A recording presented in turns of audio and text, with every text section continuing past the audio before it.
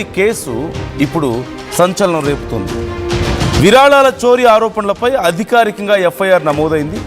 Special investigation team SIT ఇచ్చినటువంటి నివేదిక ఆధారంగా ఇప్పుడు చర్యలు మొదలయ్యాయి. శ్రీరామ జన్మభూమి తీర్థక్షేత్ర ట్రస్ట్ సభ్యుడు శ్రీకృష్ణ మోహన్ ఇచ్చినటువంటి అధికారిక ఫిర్యాదుతో ఈ కేసు నమోదైంది. ఎఫ్ఐఆర్లో తిన్ను యాదవ్, అనుకల్ప్ మిశ్రాతో పాటు 8 మంది నిందితుల పేర్లను పోలీసులు చేర్చారు. బిఎన్ఎస్లోని భారత న్యాయ సంహితలోని సెక్షన్లు 306, 316 సబ్సెక్షన్ 5, 317 సబ్సెక్షన్ 4, 317 సబ్సెక్షన్ 5, అలాగే 61, 3 సబ్సెక్షన్ 5 క్రింద కేసులు నమోదయ్యాయి. నిందితులపై నమ్మక ద్రోహం, చీటింగ్, క్రిమినల్ కాన్స్పిరసీ కింద కేసు నమోదు చేసినట్లుగా తెలుస్తోంది. రామాలయానికి వచ్చినటువంటి కోట్ల రూపాయల విరాళాలు మాయం చేశారు ఈ కేటుగాళ్లు. కోట్లాది మంది భక్తుల సెంటిమెంట్తో ఈ కేసు ముడిపడి ఉంది. ఈ నేపథ్యంలో ఇప్పుడు దేశవ్యాప్తంగా సంచలనం రేపుతోంది. ఓవైపు భక్తుల మనోభావాలు దెబ్బతీయడం, తీర్థక్షేత్ర ట్రస్ట్, అయోధ్య రామ మందిర తీర్థక్షేత్ర ట్రస్ట్ పేరుని చెడగొట్టడమే కాదు, ఇప్పుడు రాజకీయ రగడని కూడా ఇది మొదలుపెట్టింది. ఈ కేసు వల్ల జరుగుతోంది. సో మొత్తం మీద అసలు ఎంతవరకు ఈ దోపిడీ జరిగి ఉండొచ్చు, ఈ చోరీ జరిగి ఉండొచ్చు అనేది చూస్తే, రాముల వారి భక్తులు రామ జన్మభూమిలో రామ్లల్లా టెంపుల్ కోసం, నిర్మాణం కోసం, ఆ తర్వాత ఇచ్చినటువంటి అక్కడ నిర్వహణ కోసం ఇచ్చినటువంటి భారీ విరాళాల్లో కొన్ని సోర్సెస్ ప్రకారం అట్లీస్ట్ 7.5 crores నుంచి ఇంకా పూర్తి స్థాయిలో వెలికి తీస్తే సుమారుగా అన్నీ కలిపి 200 కోట్ల వరకు బయటపడవచ్చు అంటూ అంచనా వేస్తున్నారు. ఈ మధ్యలో ఎంతైనా ఉండొచ్చు, ఏ నంబర్ అయినా ఉండొచ్చు అనేది ఒక అంచనా. సో ఇప్పటికైతే ఎంత అసలు దొంగతనం జరిగింది, ఇక్కడ ఎంత దోచుకున్నారు ఈ దుర్మార్గులు అనేది ఇంకా పూర్తిగా తెలియలేదు. అయితే ఓవరాల్గా చూసినట్లయితే అయోధ్య రామ మందిరానికి నిర్మాణం సమయంలో దేశవ్యాప్తంగా లేదంటే ప్రపంచవ్యాప్తంగా ఉన్నటువంటి హిందువులు ఎంతోమంది కొద్దిగా మొదలు పెడితే, అంటే 100-200 నుంచి మొదలుపెట్టి కొన్ని వేలు లక్షలు ఇచ్చిన వాళ్ళతో కలిపి మొత్తం కోట్లు ఇచ్చిన వాళ్ళు కూడా ఉన్నారు. మొత్తం సుమారుగా 3,000 కోట్లకు పైగా విరాళాలు వచ్చాయి. 3,000 కోట్లు. అయితే ఆలయ నిర్మాణానికి సుమారుగా 1,800 కోట్లు ఖర్చు అయింది. ఆలయం నిర్మాణం జరిగిన తర్వాత సుమారుగా 500 కోట్ల వరకు హుండీ ఆదాయం వచ్చినట్లుగా తెలుస్తుంది టిల్ డేట్. ఈ నేపథ్యంలో ఈ మొత్తంలో ఇప్పటి వరకు, అంటే ఆలయ నిర్మాణం జరుగుతున్న సమయంలో కానీ, జరిగిన తర్వాత ఇప్పటి వరకు హుండీలో వేస్తున్నటువంటి డబ్బుల్లో కానీ సుమారుగా 200 కోట్ల వరకు జరిగి ఉండొచ్చేమో స్కామ్ అని కొన్ని అంచనాలు ఉన్నాయి. యాజ్ పర్ ద రికార్డ్స్ ఇంకా పూర్తి స్థాయిలో డీటెయిల్స్ బయటికి రావాల్సి ఉంది. ఎందుకంటే అవి ఎవరు ఎంత తీశారు, ఎవరు ఎంత తిన్నారు, దోచుకున్నారు అనే వివరాలు పూర్తిగా తెలియదు. As per some sources 200 crores వరకు ఉండొచ్చు పెద్ద ఎత్తున చూస్తే అంటున్నారు. ఎంత తక్కువగా వేసుకున్నా సుమారుగా ఒక 10-20 కోట్లు అయితే బయటపడవచ్చు ఇప్పటికీ అని చెప్పి కూడా చెప్తున్నారు. సో ఇప్పటికే సిట్ అధికారులు దీనికి సంబంధించి దర్యాప్తు చేస్తున్నట్లుగా తెలుస్తోంది. అయితే ఒకసారి we can go through the time line. మనందరికీ తెలిసిందే, జనవరి 22, 2024 అయోధ్యలో శ్రీరామ మందిర ప్రాణప్రతిష్ఠ కార్యక్రమం జరిగింది. దేశం నలుమూలల నుంచి భక్తులు భారీగా విరాళాలు, నగదు, బంగారం, వెండి వాళ్ళకి చేతైనంత, వాళ్ళకి తోచినంత ఆ రాముల వారి కోసం పంపించారు. 2024-25 టైంలో మందిరానికి ప్రతిరోజు లక్షలాది మంది భక్తులు వచ్చారు. హుండీల్లో భారీ మొత్తంలో నగదు వేస్తున్న వాళ్ళు ఉన్నారు, మొక్కులు చెల్లించుకున్న వాళ్ళు ఉన్నారు. స్వామివారి ఆలయ ప్రతిష్ఠ కోసం, స్వామివారి ఆలయ నిర్మాణం మరింత గ్రాండ్గా అవ్వడం కోసం, లేదంటే నిర్వహణ గొప్పగా ఉండడం కోసం వాళ్ళ భక్తి కొద్దీ ఎంతో కొంత ఆ హుండీలో వేసిన వాళ్ళు లేకపోలేదు, చారిటీగా ఇచ్చిన వాళ్ళు లేకపోలేదు. 2026లో ఈ వివాదం వెలుగులోకి వచ్చింది. ఈ సంవత్సరంలోనే ఈ రామ మందిర విరాళాల నిర్వహణలో అవకతవకలు జరిగాయి అంటూ పెద్ద ఎత్తున ఆరోపణలు రావడం, ఈవెన్ అక్కడ ప్రతిపక్ష నాయకులు సైతం పెద్ద ఎత్తున దీనికి సంబంధించి ఆరోపణలు చేయటం, కోట్ల రూపాయల విరాళాలు మాయమయ్యాయంటూ గొడవ జరిగింది. 13 జూన్ 2026 ఉత్తరప్రదేశ్ ప్రభుత్వం, అంటే ఈ నెల 13వ తారీఖున ఉత్తరప్రదేశ్ ప్రభుత్వం 3 సభ్యుల ప్రత్యేక బృందాన్ని ఏర్పాటు చేసింది. సిట్ స్పెషల్ ఇన్వెస్టిగేటివ్ టీంని ఏర్పాటు చేసింది. ముఖ్యమంత్రి యోగి ఆదిత్యనాథ్ ఆదేశాల మేరకు చాలా స్ట్రిక్ట్గా ఈ అంశానికి సంబంధించి, ఈ కేసుకు సంబంధించి విచారణ జరుగుతోంది. సిట్ అయోధ్యలో చాలా పెద్ద ఎత్తున అక్కడ విచారణ చేశారు. ఆ టెంపుల్లో పనిచేసే వాళ్ళని, ఆ చుట్టుపక్కల ఉన్న వాళ్ళని, ఉద్యోగులు, సేవాదారులు, విరాళాలు లెక్కించే సిబ్బంది అందరి దగ్గర నుంచి డీటెయిల్స్ తీసుకున్నారు. సుమారుగా 150 మంది సేవాదారులు, అంటే అక్కడ సేవ చేసేవాళ్ళు, ఆర్థికుల అలాగే ఉద్యోగుల ఆర్థిక పరిస్థితులను కూడా పరిశీలించారు. అంటే అక్కడ లోపల రెగ్యులర్గా సేవ చేసేవాళ్ళు, ఈవెన్ టీటీడీలో కూడా మనం చూస్తూ ఉంటాం, సేవ చేయడానికని వెళ్తూ ఉంటారు చాలామంది. అంటే కాయిన్స్ లెక్కేసేవాళ్ళు. గతంలో ఆ కాయిన్స్ లెక్కేసే విషయంలో ఎంత పెద్ద గొడవ జరిగిందో, ఈవెన్ హత్య కూడా జరిగింది, ఆ కేసు అంతా మనం చూసాం టీటీడీకి సంబంధించి కూడా. సో ఇప్పుడు ఇక్కడ కూడా అలా సేవాదారులు ఒక 150 మందిని విచారించారు. వాళ్ళకి సంబంధించిన ఫినాన్షియల్ ట్రాన్సాక్షన్స్ని చెక్ చేశారు. అలాగే చాలామంది ఉద్యోగులకు సంబంధించినటువంటి డీటెయిల్స్ని కూడా పరిశీలించారు. వాళ్ళ బ్యాంక్ ట్రాన్సాక్షన్స్, వాళ్ళ ఇంట్లో ఉన్నటువంటి ఆర్థిక పరిస్థితులు, వాళ్ళ దగ్గర ఉన్నటువంటి క్యాష్ అన్నీ కూడా. సో 21వ తారీఖు వరకు మొత్తం విచారణ జరిగింది. ఇలా మొత్తం పెద్ద ఎత్తున విచారణ అందరినీ ఇళ్లకు వెళ్ళి విచారించారు, వాళ్ళు పనిచేస్తున్న చోట్లకు వెళ్ళి విచారించారు. మొత్తం మీద ఇప్పుడు సిట్ అధికారులు ఒక క్లారిటీకి వచ్చినట్లుగా కనపడుతోంది. అయితే ఇక్కడ చాలా కీలకమైన విషయం, కొంతమంది వద్ద హుండీ తాళాలు ఉండేవి అంటూ తెలుస్తోంది.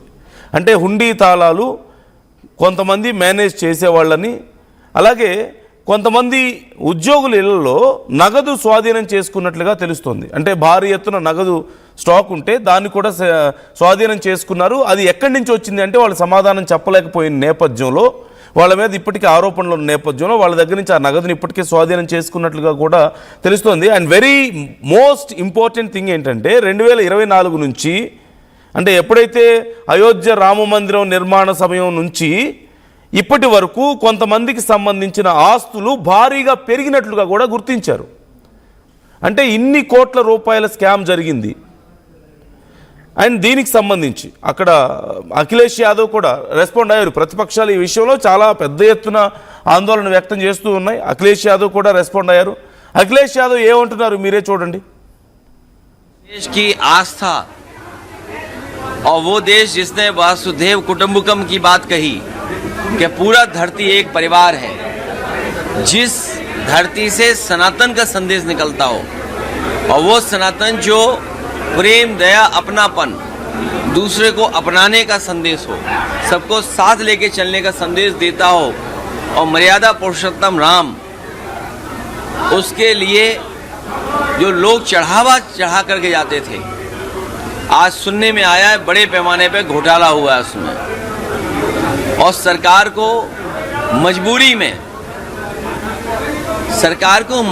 में एसआईटी गठित करनी पड़ी।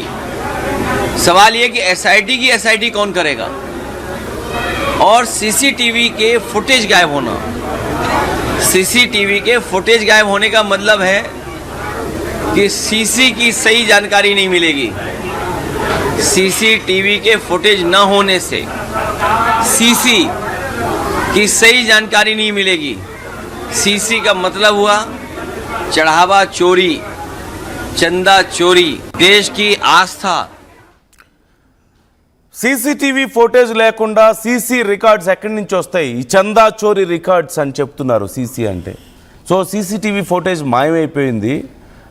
ప్రపంచం అంతా వసుదైక కుటుంబం అని చెప్పి, అంతా రామ్లల్లా, ఆయన చాలా తండ్రితో సమానం అని చెప్పేసి చాలా గొప్పగా పూజించేటువంటి ఈ వీళ్ళు ఇప్పుడు ఇంత పెద్ద ద్రోహం జరుగుతుంటే ఏం చేస్తున్నారని చెప్పేసి అఖిలేష్ యాదవ్ ప్రశ్నిస్తున్నారు. అక్కడ సిట్ ఓకే, మరి సిట్ని విచారించేది ఎవరు? అక్కడ మాకు నమ్మకం లేదు సిట్ చేస్తున్నటువంటి విచారణకు సంబంధించి కూడా అని చెప్తున్నారు. దీనికి సంబంధించి మరింత పెద్ద ఎత్తున, మరింత పెద్ద సంస్థలు దీనికి సంబంధించి విచారణ చేయాల్సిన అవసరం ఉంది. ప్రభుత్వం ఇంత డ్రామా చేసింది, అంతన్నారు ఇంతన్నారు, చివరికి చూస్తే ఆ స్వామివారి హుండీ డబ్బులు ఆయనకు వచ్చిన చందాలే దోచుకుపోతుంటే వీళ్ళు ఏం చేస్తున్నారు అని చెప్పేసి ప్రశ్నిస్తున్నారు. ఇప్పుడు యోగి ఆదిత్యనాథ్ సర్కార్కి ఇది చాలా పెద్ద సమస్యగా మారింది. అక్కడ సమాధానం చెప్పుకోవాలంటే కష్టమైన పరిస్థితి. ఇంత ప్రతిష్టాత్మకమైనటువంటి రామ్లల్లా ఆలయంలో ఇలాంటి ఒక పరిస్థితి, రామ జన్మభూమిలో ఇలాంటి ఒక పరిస్థితి, అక్కడే ఉన్నటువంటి కొంతమంది ట్రస్ట్లో ఉన్న సభ్యుల సపోర్టుతో కొంతమంది అక్కడ మేనేజ్ చేసేవాళ్ళు, సేవ చేసేవాళ్ళు, ట్రస్ట్ మెంబర్స్ యొక్క మద్దతు కూడా ఉన్నట్లుగా, వాళ్ళ ఇన్వాల్వ్మెంట్ కూడా ఉన్నట్లుగా తెలుస్తోంది.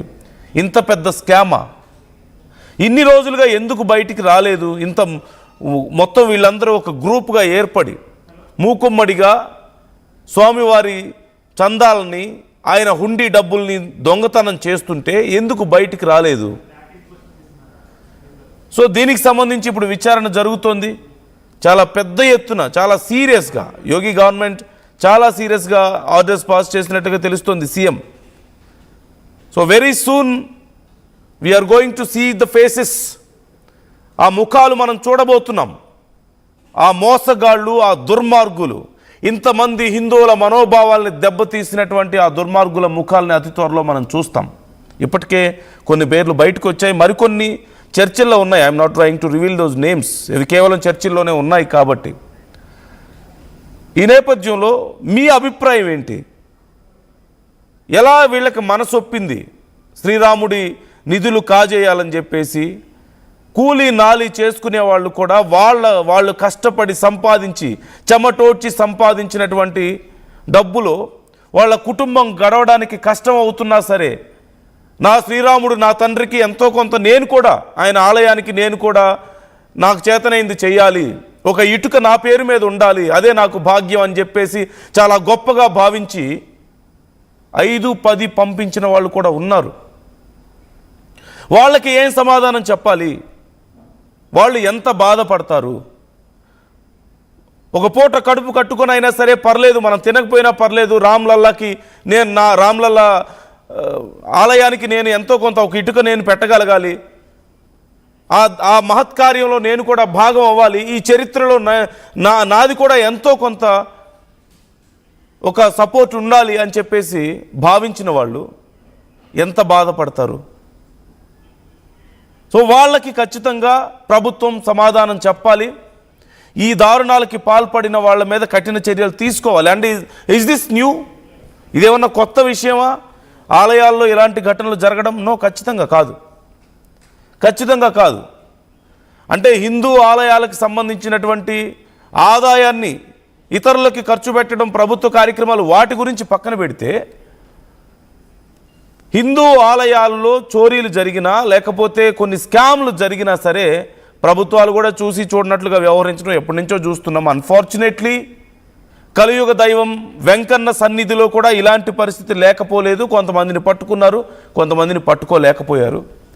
ఇక దాంతోపాటు వచ్చినటువంటి వివాదాలు, మిస్ అయినటువంటి ఆభరణాలు, ఇక వాటన్నిటి గురించి మనం మాట్లాడుకునేది ఏముంది?